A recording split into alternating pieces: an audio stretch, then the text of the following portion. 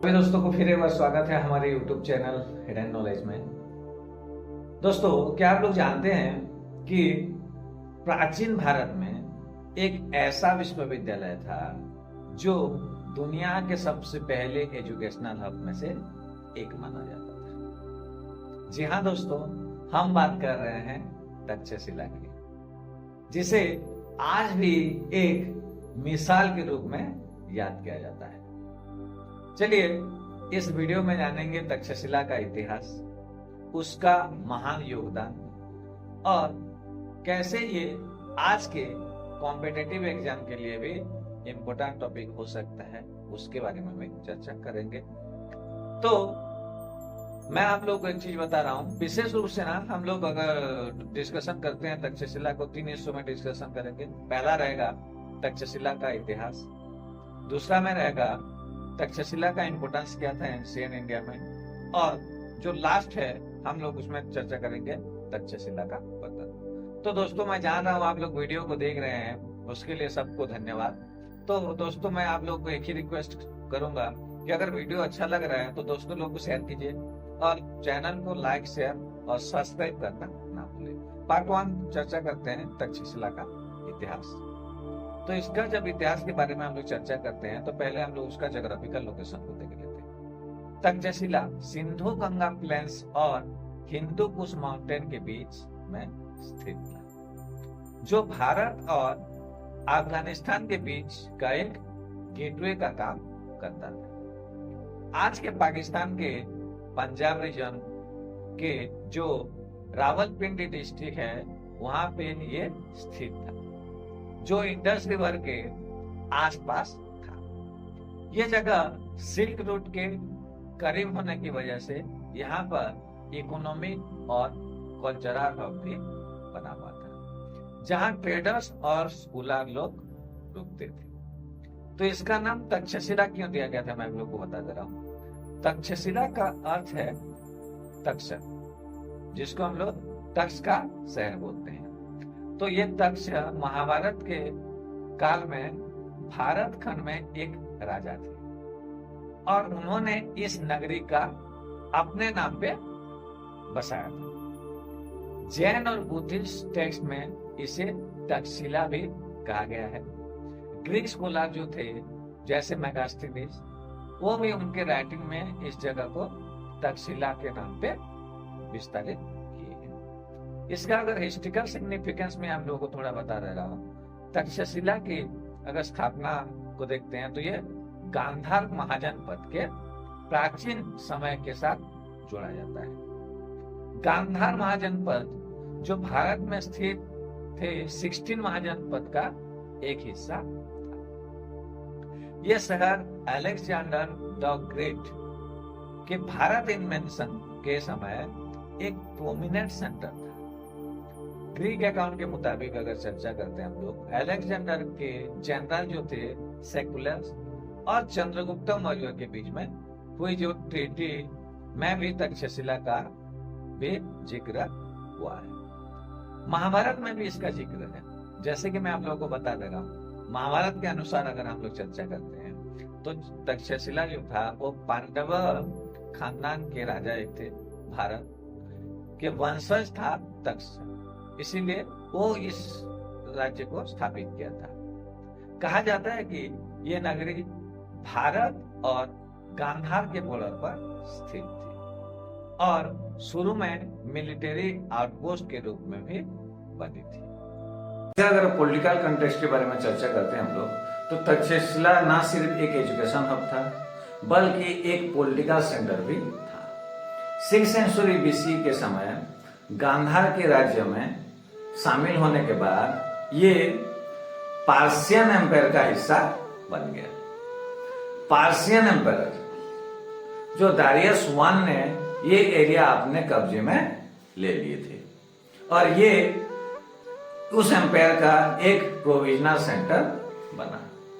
उसके बाद इसका और एक कुछ पहलू को समझ लेते हैं। जैसे कल्चरल और ट्रेड्स में तक्षशिला सिल्क रूट के लिए इंपोर्टेंट जंक्शन पर था, जो इंडिया, सेंट्रल एशिया और चाइना के बीच ट्रेड का मेन कॉरिडोर था। इसका कल्चरल एक्सचेंज काफी बेहतरीन था, जिसमें ग्रीक, पार्सियन और इंडियन सिविलाइजेशन का लोग आते थे। इसका एजुकेशन के बारे में जैसे चर्चा करते हैं हम लोग, इसका उद्देश्य सिर्फ थियोरिटिकल एजुकेशन देना नहीं था, बल्कि प्रैक्टिकल और मल्टी डिसिप्लिनरी ट्रेनिंग प्रोवाइड करना था। ये एक गुरुकुल बेस्ड सिस्टम था, जहां स्टूडेंट्स अपने टीचर्स के साथ रहते थे और इंडिविजुअल मेंटरशिप मिलती थी। तक्षशिला में लोकल और इंटरनेशनल स्टूडेंट्स आते थे, जैसे कि बुद्धिस्ट मंक के लिए ये एक सिग्निफिकेंस लर्निंग हब था। इसका टाइमलाइन मैं आप लोगों को बता दे रहा हूं थोड़ा। 6th सेंचुरी बीसी में जैसे गांधार राज्य में शामिल हुआ था, उसके बाद 5th सेंचुरी बीसी में पार्सियन का हिस्सा बन गया।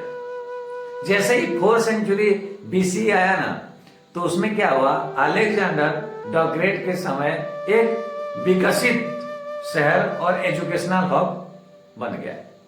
उसके बाद 3rd सेंचुरी बीसी जब आया, ये मोरवेन एम्पायर का एक मेन एजुकेशनल हब बन गया। उसके बाद 5th सेंचुरी सीई जब आया, हंस के अटैक के बाद ये नगरी खत्म हो गई। और एक चीज मैं आप लोगों को बता रहा हूं, इसमें exam related, Takshashila Buddhist text में, जैसे कि मैं बता दे रहा हूं आप लोगों को, बुद्धिस्ट जातक स्टोरी में तक्षशिला का विजडम और नॉलेज के केंद्र के रूप में डिस्क्राइब किया गया है। उसके साथ साथ बुद्ध के समय यहाँ का स्टूडेंट ने धर्म के प्रोपेगेशन हो, उसमें बहुत ज्यादा योगदान दिए थे।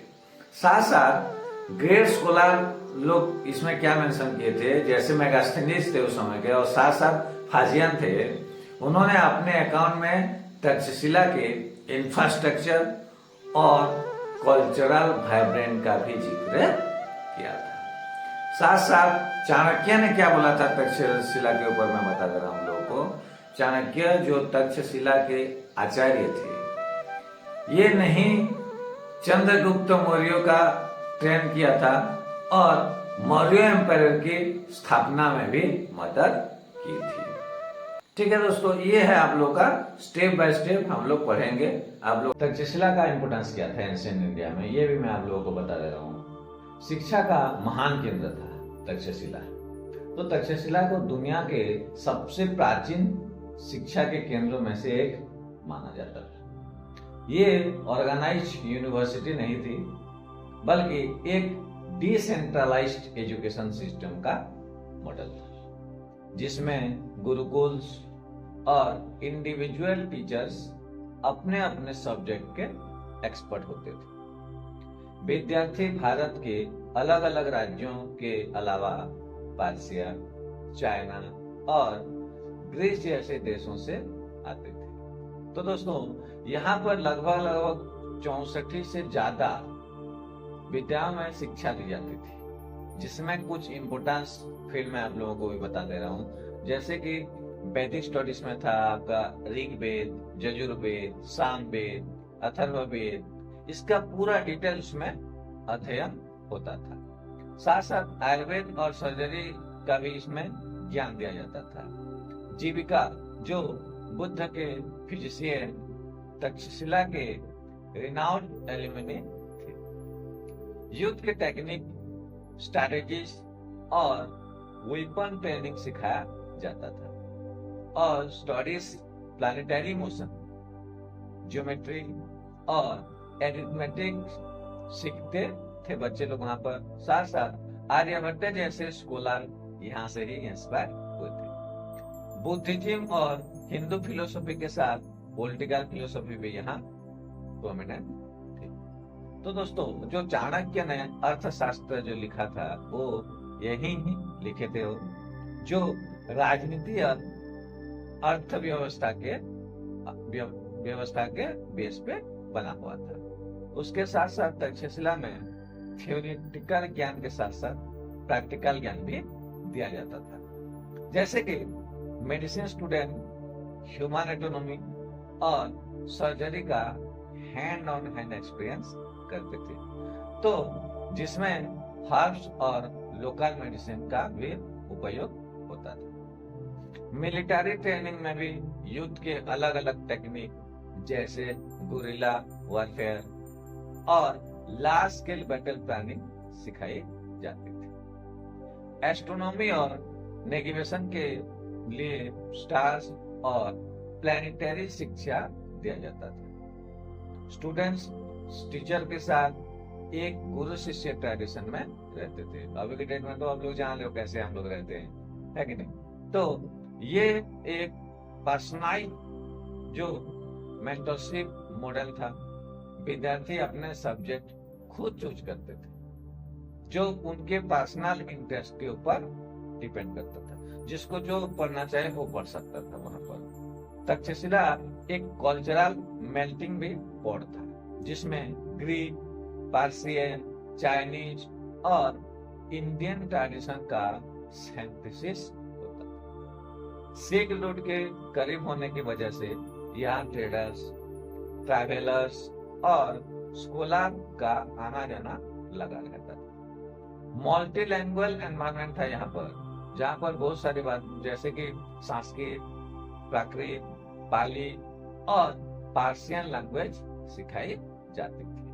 तो दोस्तों मतलब सोचिए, ऐसे यूनिवर्सिटी का हम लोग पतन देख पा रहे हैं अभी की दुनिया में। जो अभी के डेट में रहता तो शायद आज के डेट में भारत का भविष्य कुछ अलग रहता।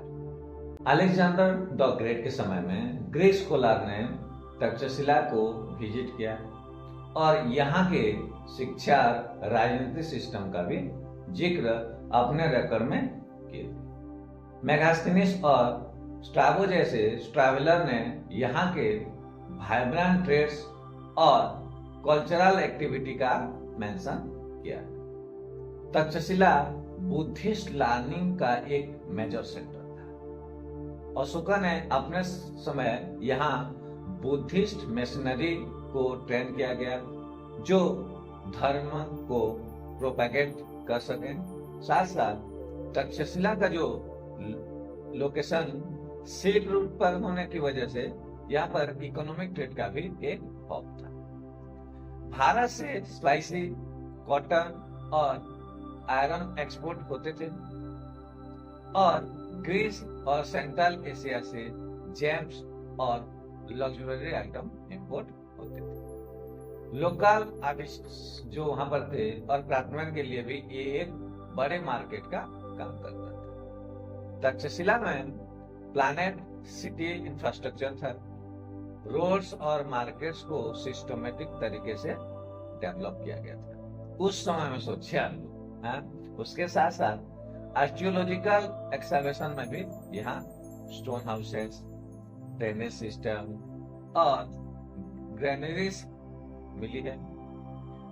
चाणक्य जो थे वो तक्षशिला के आचार्य थे, जिन्होंने अर्थशास्त्र लिखा, जो राजनीति और अर्थव्यवस्था का बेस था। आपको और एक बता दिया हूं, मैं पिछले बार बताया था भी हम लोग को, जो जीविका, जो आयुर्वेद और सर्जरी का एक्सपर्ट, जो बुद्ध के पर्सनल फिजिशियन थे। और एक थे यहाँ पर पाणिनि, संस्कृत ग्रामर के महान विद्वान थे, जिन्होंने अष्टाध्यायी लिखी थी। ये संस्कृत के रूल्स और स्ट्रक्चर का पहला ऑर्गेनाइज टेक्स्ट था। चंद्रगुप्त मौर्य से पूछा जाए तो चंद्रगुप्त मौर्य भी यहीं से ट्रेंड हुए और चाणक्य के साथ मिलकर मौर्यन एम्पायर का स्थापना की। यहाँ के स्टूडेंट्स और एलुमनी भारत के अलग अलग राज्यों में स्कॉलर और एडवाइजर्स बन गए थे। तक्षशिला एक सेकुलर और इंक्लूसिव शिक्षा केंद्र था, जहां हिंदू, बुद्धिस्ट और जैन ट्रेडिशन का रेस्पेक्टफुल कोएक्सिस्टेंस था। बुद्धिस्ट monk के लिए ये एक पिलग्रिमेज सेंटर था और जैन स्कल्पचर के डेवलपमेंट में भी इसका योगदान था। आज भी तक्षशिला के प्रिंसिपल और एजुकेशन मॉडल को मॉडर्न एजुकेशन सिस्टम्स के लिए मिसाल माना जाता है। ये तक्षशिला यूनिवर्सिटी जो था ये यूनेस्को का वर्ल्ड हेरिटेज साइट के रूप में भी इसको डिक्लेयर किया गया है, जो प्राचीन भारत के एजुकेशनल एक्सीलेंस का प्रतीक है। तक्षशिला का मेंशन एंशिएंट इंडियन टेक्स्ट जैसे कि महाभारत और रामायण में भी होता है। बुद्धिस्ट टेक्स्ट में जैसे कि जातक में इस जगह का ज्ञान और विजडम के सेंटर के रूप में भी डिस्क्राइब किया गया है। तो तक्षशिला जो एंशियंट में था वो आज के डेट में हम लोग पढ़ रहे हैं, तो सोचिए कितना मतलब इसका उस समय में कितना पावर रहा होगा, उस समय में इस विश्वविद्यालय का कितना अस्तित्व होगा। तक्षशिला का पतन कैसे हुआ था मैं आप लोगों को बता दे रहा हूँ। तक्षशिला की गौरवशाली यात्रा 5th सेंचुरी सी में और उसके आसपास खत्म हो गई। इसके पतन के पीछे कई कारण थे जो पॉलिटिकल, इकोनॉमिक और सोशल के हिस्सा जुड़े हुए थे। द हुन्स जो थे वो सेंट्रल एशिया के नोमैडिक ट्राइब्स थे। उन्होंने भारत पर कई बार आक्रमण किया था। तक्षशिला गांधार राज्य का हिस्सा था और ये रीजन उनके आक्रमण का पहला टारगेट बना। हुन्स के लीडर मिहिरकुला ने यहाँ काफी तोड़फोड़ की, जिसकी वजह से वहां के शहर और विश्वविद्यालय की स्थिति कमजोर हो गए। इंफ्रास्ट्रक्चर तबाह होने और स्टूडेंट का यहाँ से पलायन होने की वजह से ये एजुकेशन हब खत्म हो गया। आर्कियोलॉजिकल एग्जामिनेशन में इस समय के बाद और इस समय के तोड़फोड़ का सबूत मिले हैं, जैसे कि जलाए हुए बिल्डिंग्स और डेस्ट्रॉयड एयरक्राफ्ट। बुद्धिस्ट टेक्स्ट और चाइनीज पेगलिम के रिकॉर्ड्स के अनुसार मिहिरकुला ने यहाँ के बुद्धिस्ट मोनेस्टिसिस को भी तबाह कर दिया था।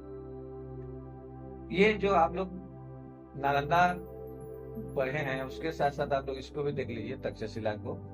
ट्रेड रूट का महत्व बहुत था यहाँ पर। तक्षशिला का लोकेशन आप लोग पहले से बताया हूँ, सिल्क रूट के करीब होने की वजह से इसका एक स्ट्रैटेजिक इम्पोर्टेंस था। लेकिन 4th सेंचुरी सी में ये सिल्क रूट का रेलिवेंस कम होने लगा।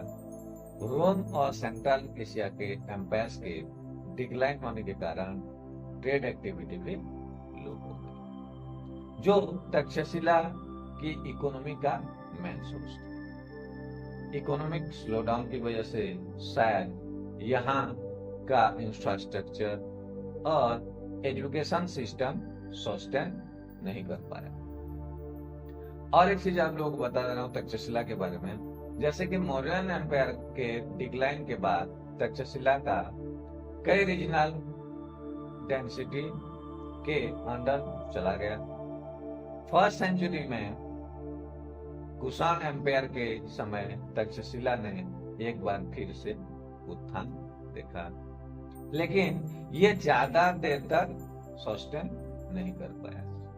गुप्त एम्पायर के डिक्लाइन के बाद गांधार रीजन छोटे छोटे राज्यों में बिखर गए, जिससे तक्षशिला को कोई पॉलिटिकल प्रोटेक्शन नहीं मिली। जैसे कि मैं आप लोगों को एग्जांपल के तौर पर कुछ बता दे रहा हूँ, जैसे कि गुप्त एम्पायर का डिक्लाइन के बाद ना गांधार रीजन में कोई लोकल ट्राइब्स अपने कब्जा जमा लिया, जिसमें पॉलिटिकल अनरेस्ट और वार्स काफी कॉमन हो गए। जहां पर आप लोग तो जानते हो, जहां पर वीक दिखा तो सब तो आक्रमण करेंगे।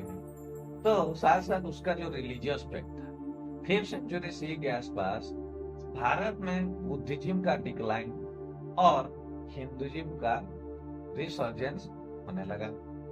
तक्षशिला को एक बुद्धिस्ट लर्निंग सेंटर था, उसका रेलिवेंस खत्म होने लगा। नालंदा और विक्रमशिला जैसे नए विश्वविद्यालय हिंदू बुद्धिस्ट लर्निंग सेंटर बन गए। मेरे यूट्यूब चैनल में आप लोग देख लीजिएगा नालंदा के बारे में। उसके साथ साथ उसका इम्पोर्टेंस भी, चाहे विक्रमशिला हो चाहे नालंदा हो, उसका बढ़ने लगा कुछ समय में। तक्षशिला बुद्धिस्ट नानी का एक महत्वपूर्ण केंद्र था, लेकिन नालंदा और विक्रमशिला जैसे नए केंद्रों का इमरजेंस इसका मेजर कॉम्पिटिटर। चाइनीज ट्रैवलर जैसे कि फाइजान को ले लें और ज्वांगजांग ने उनके राइटिंग्स के अनुसार तक्षशिला 5th सेंचुरी तक अपना इम्पोर्टेंट हो चुका था। तभी नालंदा और विक्रमशिला ने अपना नाम बना लिया था, और जो हुन्स थे उनके आक्रमण और इकोनॉमिक स्लोडाउन के बाद तक्षशिला का अर्बन इंफ्रास्ट्रक्चर भी डिग्रेड होने लगा। उसके साथ साथ देखिए, आप लोगों को और एक चीज बता दे रहा हूँ, एक्सकैवेशन में ड्रेनेज सिस्टम और रोड्स के रिपेयर होने का कोई सबूत नहीं मिले, जो इस बात का दर्शाता है कि शहर में अर्बन डीके शुरू हो गया। एक टाइम पर जो शहर भारत के सबसे प्रोस्पेरियस टाउन में से एक था, वो धीरे धीरे करके पूरा रुइन बन गया, पूरा डिस्ट्रॉय हो गया। इसमें आप लोग देखिए, हुन्स के अटैक और पॉलिटिकल अनरेस्ट के कारण यहाँ के जो विद्वान थे, स्कॉलर थे और जो बच्चे लोग थे, वो लोग क्या किए, उन्होंने दूसरे सफर केंद्रों का रुख लिया। नालंदा और विक्रमशिला जैसे नए एजुकेशन सेंटर ने यहाँ के विद्वांस और टीचर को अपने यहाँ अट्रैक्ट किया। ये नॉलेज माइग्रेशन एक बड़े कल्चरल शिफ्ट का प्रतीक था। उसके साथ साथ जो जिसको हम लोग बुद्धिस्ट लर्निंग सेंटर बोलते थे, उसका तबाही भी हो गया। जैसे कि तक्षशिला जो सिर्फ एक एजुकेशनल हब नहीं था, बल्कि एक बुद्धिस्ट पिलग्रिमेज साइट भी था। हुन्स और लोकल ट्राइबल ग्रुप ने आक्रमण करके यहाँ के मोनास्टिसिस और स्तूपस खत्म कर दिए गए। चाइनीज पिलग्रिम फैक्सियन के अनुसार 5th सेंचुरी तक यहाँ के मोनास्टरीज कॉम्प्लीटली डिस्ट्रॉय हो चुकी थी। आप लोग पढ़ेंगे कभी भी इनके बारे में, फाइजान के बारे में भी पढ़ेंगे। अभी के डेट में अगर चर्चा करते हैं तक्षशिला का, तो तक्षशिला के रुइंस को 19th सेंचुरी में ब्रिटिश जो आर्कियोलॉजिस्ट थे अलेक्जेंडर कोनिंगम ने रीडिस्कवर किया। आज यूनेस्को ने तक्षशिला के रुइंस को एक वर्ल्ड हेरिटेज साइट डिक्लेयर किया है, जो प्राचीन भारत के शिक्षा संस्कृति का प्रतिबिंब का प्रतीक है। तो आप लोगों को ये वीडियो कैसा लगा कमेंट में जरूर बताइएगा, और अभी के डेट में तक्षशिला कहाँ पर मौजूद है ये भी आप लोग बताइएगा। तक्षशिला का पतन एक सबक है उस एजुकेशन और कल्चरल सेंटर को जो सिर्फ लोकल इम्पोर्टेंस नहीं, बल्कि ग्लोबल रेलिवेंस और सिक्योरिटी की जरूरत, पॉलिटिकल स्टेबिलिटी और इकोनॉमिक सस्टेनेबिलिटी किसी भी नॉलेज हब के लिए जरूरी है। तक्षशिला सिर्फ एक शिक्षा का केंद्र नहीं था, ये भारत का इतिहास का एक महान पत्र था। आज हम उस ज्ञान को अपने एग्जाम्स के लिए यूज कर सकते हैं और उससे सीखकर नए भारत का निर्माण भी कर सकते हैं। तो इसका क्वेश्चन आता है यूपीएससी लेवल में, इसलिए आप लोग वीडियो को गौर से देखिएगा। आपको ये वीडियो कैसा लगा कमेंट में आप लोग जरूर बताएं। और सबसे इंफॉर्मेटिव चीज आप लोग को बोल रहा हूँ, अगर आप मेरे चैनल के साथ जुड़े रहेंगे तो मेरे चैनल को सब्सक्राइब कीजिए, और ऐसे ही इंफॉर्मेटिव वीडियो हम लेकर आते रहेंगे। तो वीडियो कैसा लगा दोस्तों कमेंट में जरूर बताइएगा, और साथ साथ दोस्तों लोगों को शेयर कीजिएगा जो लोग कॉम्पिटिटिव एग्जाम दे रहे हैं, जो लोग आगे बढ़ना चाहते हैं। ये आप लोगों के लिए सुइटेबल प्लेटफॉर्म है। धन्यवाद।